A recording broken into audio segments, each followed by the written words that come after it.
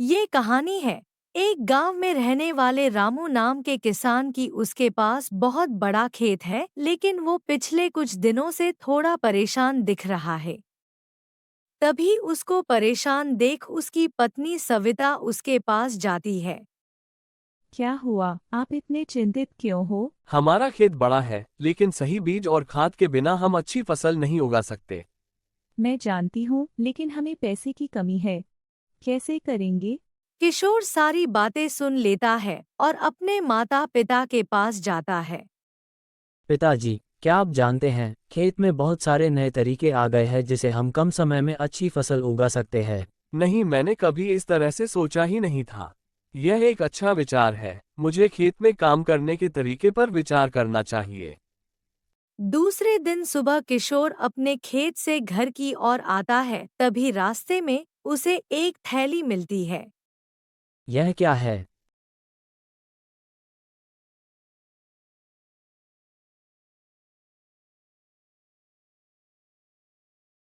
अरे, ऐसा लग रहा है जैसे इसमें सोने के सिक्के हैं। माँ, देखिए, मुझे जंगल में ये थैली मिली है। ऐसे किसी भी चीज को हाथ नहीं लगाते। पर माँ देखो तो इसमें सोने के सिक्के हैं। अरे, यह तो बहुत बड़ा धन है। तुमने देखा आसपास कोई था? नहीं माँ, मैं ये लेकर घर आ गया। क्या हुआ? इतना शोर क्यों है? देखिए, किशोर घर आ रहा था, तभी उसे जंगल में यह सोने से भरी थैली मिली है। चलो चलकर देखते हैं। कोई थैली ढूंढ रहा होगा और उसे भी चिंता हो रही होगी। क्या हम यह नहीं रख सकते? ये थैली मुझे मिली है तो अब ये धन हमरा हुआ। ये हमारी चीज नहीं है। हमें इसे सही मालिक को लौटाना चाहिए। लेकिन पिताजी, इससे हमारी सारी समस्याएं हल हो जाएंगी। बेटा, हमें ईमानदारी से जीना चाहिए। ये हमारी नहीं है, इसलिए हमें इसे लौटाना होगा। ये किसी की मेहनत की कमाई होगी। रामू और किशन दोनों जंगल में वापस जाते हैं और देखते हैं कि क्या कोई थैली ढूंढ रहा है ताकि वे उसे वापस कर सकें। तभी उन्हें वहां एक पंडित मिलते हैं। नमस्ते पंडित जी। नमस्ते। क्या हुआ, कुछ ढूंढ रहे हो? हमें कुछ मिला है, हम उसके मालिक को ढूंढ रहे हैं। क्या आपका कुछ खो गया है यहाँ? नहीं, लेकिन अगर आप गांव में चारों ओर देखें तो आपको शायद कोई ऐसा व्यक्ति मिल जाएगा जिसने अपना सामान खो दिया है। हाँ पिताजी, अभी भी 5 बचे हैं, इसलिए हम बाजार में लोगों की तलाश करेंगे। शायद हमें सही मालिक भी मिल जाए। हाँ, चलो चलते हैं। धन्यवाद पंडित जी। रामू और किशन बाजार जाते हैं। वे वहां बहुत सारे लोगों को देखते हैं और सोचते हैं कि उन्हें सही मालिक मिल जाएगा। नमस्ते भाई साहब, क्या आपका कुछ सामान खो गया है? हाँ, मेरा एक थैला खो गया था। कहाँ खो गया था? शायद बाजार में। थैले में क्या था? घर का सामान था, कुछ सब्जियां और राशन। हम जिस थैली के मालिक की तलाश कर रहे हैं, उस थैली में कीमती सामान था। यह आपकी थैली नहीं हो सकती। नमस्ते भाई साहब, क्या आपका कुछ सामान खो गया है? हाँ, मेरा एक थैला खो गया था। कहाँ खो गया था? मुझे लगता है कि मंदिर के पास गिर गया होगा। थैले में क्या था? उसमें पूजा का सामान था। हम जिस थैली के मालिक की तलाश कर रहे हैं, उस थैली में कीमती सामान था। यह आपकी थैली नहीं हो सकती। नमस्ते भाई साहब, क्या आपका कुछ सामान खो गया है? हाँ, मेरा एक थैला खो गया था। कहाँ खो गया था? शायद रास्ते में गिर गया। थैले में क्या था?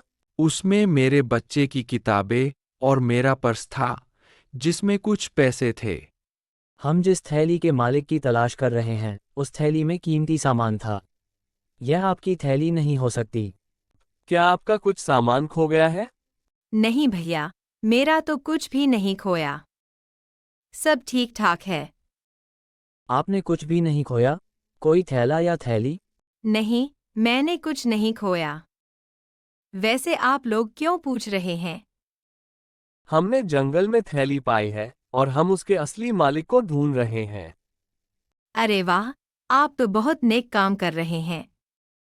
उम्मीद है कि आपको सही व्यक्ति मिल जाएगा।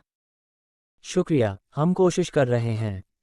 शाम हो गई लेकिन अभी तक उन्हें सही मालिक नहीं मिला और वे निराश होकर घर चले गए।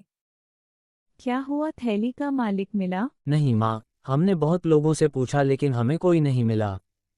क्या हमें पुलिस को सूचित करना चाहिए? हम कल वापस जाएंगे, अगर कोई नहीं मिला तो पुलिस को सूचना दे देंगे। आप वही हैं ना? हम कल मिले थे। आप किसी को ढूंढ रहे थे, क्या वह आपको मिला? नहीं, हमें वो व्यक्ति नहीं मिला जिसका सामान हमारे पास है। नदी के पास एक इंसान है जो कुछ ढूंढ रहा है। आप लोगों को उससे एक बार मिलना चाहिए। हो सकता है कि वह वही हो जिसे आप ढूंढ रहे हों। वो नदी के पास पहुंचता है जहां उन्हें सेठ मिलता है।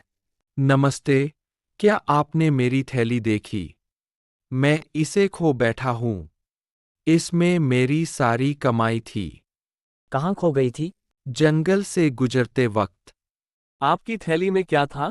उसमें मेरी सारी कमाई और सोने के सिक्के थे। ये लीजिए आपकी थैली। मेरे बेटे ने इसे जंगल में पाई थी। आपकी ईमानदारी के लिए आपको धन्यवाद देता हूँ। क्या मैं आपको कोई इनाम दे सकता हूँ? साहब, हमने सिर्फ अपना फर्ज निभाया है। हमें कोई इनाम नहीं चाहिए। आप क्या करते हो? मैं एक किसान हूँ, मेरी खेती की जमीन है। मैं आपकी मदद करना चाहता हूँ। मैं आपके खेतों के लिए अच्छे बीज और खाद भेजूंगा ताकि आपकी फसल अच्छी हो। रामू और चिंटू वापस घर आते हैं। क्या हुआ, आप खुश लग रहे हैं? क्या आपको थैली का मालिक मिल गया? हाँ, और वो बहुत अच्छा था, उसने हमारी समस्या का समाधान कर दिया। कुछ महीनों बाद रामू के खेतों में शानदार फसल होती है। रामू दिन रात मेहनत करता है और उसकी फसल अच्छी होती है। व्यापारी की मदद से खेत हरे भरे हो जाते हैं। देखो बेटा, हमारी मेहनत और ईमानदारी का फल मीठा हुआ है। अगर हम उस थैली को रखते तो शायद ये सब नहीं होता। पिताजी, अब मुझे समझ आ गया है कि ईमानदारी से जीना सबसे बड़ा धन है। आपने मुझे ईमानदारी का असली महत्व सिखाया। अब मैं भी इसी मार्ग पर चलूंगा। बिल्कुल बेटा, ईमानदारी से जीना ही सच्ची खुशी और सफलता का रास्ता है।